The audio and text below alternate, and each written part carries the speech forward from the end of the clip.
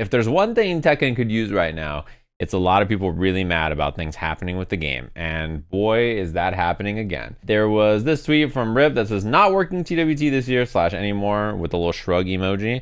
Hit me up for commentary work. And Spaghetti Rip tweeted, ladies and lads, it was a good run. I will not be on commentary for the Tekken World Tour. I will still be around to work non-TWT events, hopefully, and support events where I can. Regardless of everything, I'm proud of what we've done over the years. We changed the game. So the Rips are not being hired anymore, according to these 2 tweets, right? To give you guys a little breakdown, essentially, when it comes to getting hired for fighting game tournaments, events, and stuff like this, there is the tour. And the pro tours are usually handled by pub devs, so like whoever is behind the game, in this case it's Bandai Namco, and like Tekken is the game.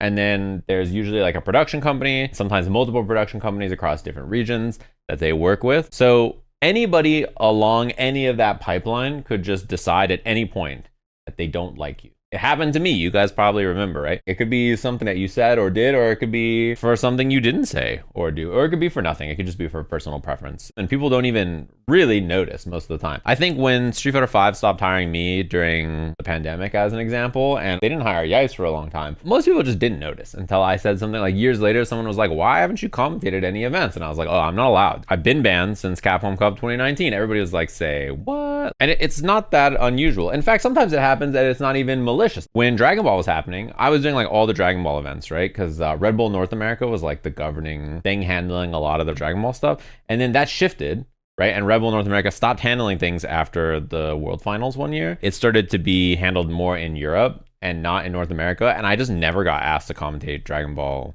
again. I think the people who are hiring just hired Damascus and Tyrant, who were awesome, so it makes perfect sense, and then asked more people from other places that were not me. And there was other people that also just didn't get asked. Like, I think I stopped getting asked quite a bit. I think it was just like the location of who was hiring stuff changed, and then they had different preferences, and they were also from a different part of the world, so they just started hiring people they were familiar with from that part of the world, right? This is a very normal freelance thing. You had like always work with Nike or something, right? Like Nike always asks you to work and do stuff, and then one day the person there either leaves the company, gets promoted, moves position, whatever, and then the new guy there just like has a different person that they want to use instead, and they're like, yep, this is the person we're using instead. And then like you just never get asked to work with Nike again. And what if Nike's like your biggest client? The guy who hires you just like goes to a different position, and like the new person there just doesn't know you and doesn't care, and they don't hire you anymore. That kind of stuff happens all the time. In this case, it seems like they both know. They were told like, hey, we have a list of the commentators for this year and you're just not on. Sometimes you just don't get a heads up. You're just like waiting for a call that never comes. My guess is like something they said or did last year, or like something somewhere made someone mad, and they decided we're gonna just stop hiring them next year. Was this a singular person? Was this a decision as an entity? Was it like something they said recently? Who knows? I've seen a lot of people, in Spag's case in particular, call him a shill and say that he's like too kind on the game. I always see people are like, this guy's a shill, he's just shilling all the time, yada yada yada, and then they booted him. So like, which is it? But in Rip's case, the no rip, no buy stuff is one of those things. I'm surprised he didn't get shot for that immediately. If there's anything to get you the boot, telling people not to buy a brand new fighting game because they didn't put you on commentary is like, I cannot believe he got work after that. Yeah, I know about the heiress aspect of it, but like, unless you immediately shut that down, it's immediately going to sink you. Somebody at the company could not like him. It could have been something he said. Something could have made it back to some person. He could have been a jerk about something, or he could have been nice about something that made someone mad. Anywhere. Anything could happen. As an example, I got one guide, right? Like there was like a guy who made a lot of mistakes and did a really he's really just awful at his job.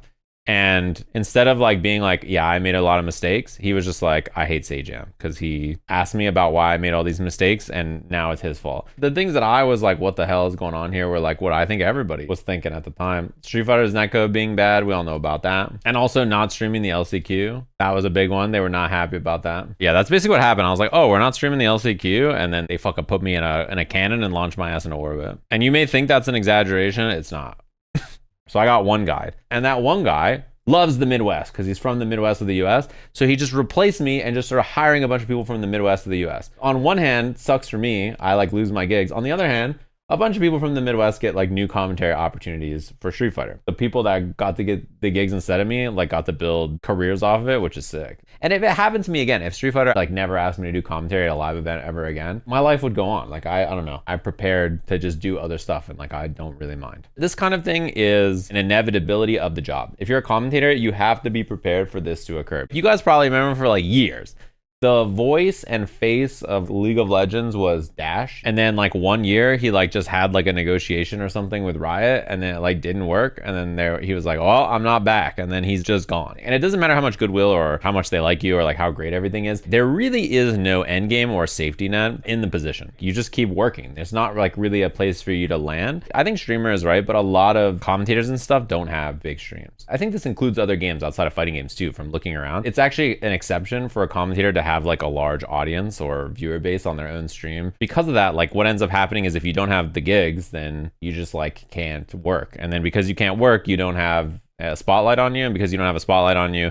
you have no way to speak and like get out there and get gigs. And because you can't get gigs, you can't find more gigs because you need to be on air for people to see you so that they can put you in more stuff, right? Like this is just how this happens. It's something that I try to change, and like I really worked on a lot to make sure that if I'm not commentating, I can just be here doing this and we're chilling. I like commentary. I would prefer to do commentary at an event in person, but being able to co-stream it in your own house for comparable money and viewership is like pretty nice. Isn't that kind of your responsibility as a commentator to build your brand outside of commentary?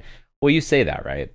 But I got hired and worked like 40 plus weekends a year for Street Fighter in like 2017 and 2018. And I was working the weeks as well. So when I'm on air, like 250, 300 days a year or something, you don't really have a lot of time to build your brand outside of that. And then like one day you go from doing that many gigs to zero or pretty close to zero. There's not a lot of time there between doing like everything and doing nothing. For my stream to get to the size that it did, I had to do less events, right? Because I was so active that it was impossible to like build a brand and do something to create a stream and YouTube content without purposely choosing to do less of the gigs. If you're actually a traveling commentator, like how do you expect Tasty Steve to do that? It's like not possible. Like he just literally is not home. Like it's like physically not possible for him to do that. He'd have to like turn down jobs to like try to focus on streaming and like building that. And then there's not even a necessary guarantee that the stream will grow. Rip streamed 365 days straight. He streamed more than that actually. He streamed like 400 something days straight, and his stream is not thousands of viewers or something, right? You can put in the time, but that's not exactly just raw, like you put in time, you get viewership, and it spits out. It has to be something that you think to do and then you try to do, and then you have to also get lucky. This kind of thing happens quite consistently. This is another day in the office, to be honest with you. But these two are not on commentary for the game for TWT.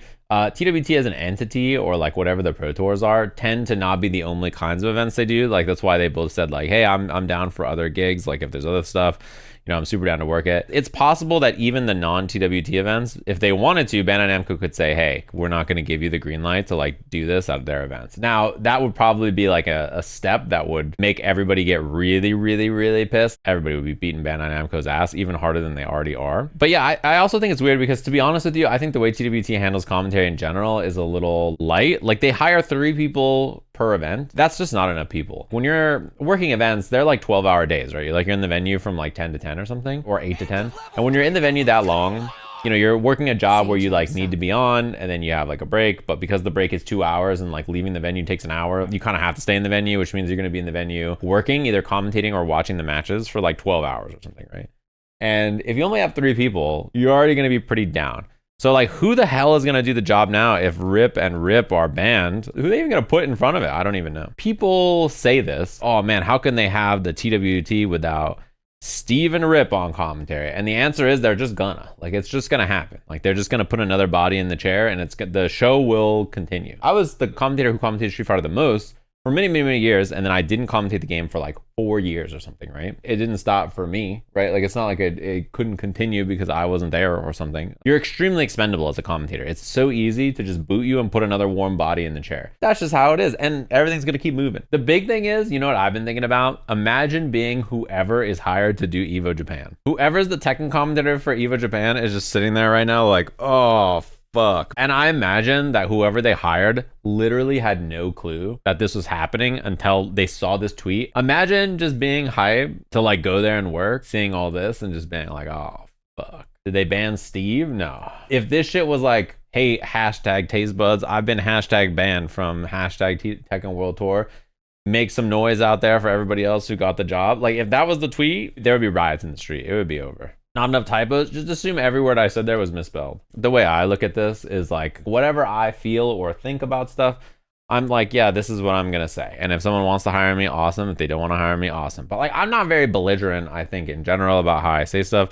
I'm like pretty straightforward. I would much rather just like say the things I want to say rather than be like, oh shit, if I say something, I might get banned, and that would suck. But for some people, it's like you need the gig. It's easier if you have a safety net. I mean, I didn't really have the safety net when I did it the first time. That's just how it is. Like, I don't know. It wouldn't feel good being dispensable. Yeah. I mean, it doesn't. But what can you do?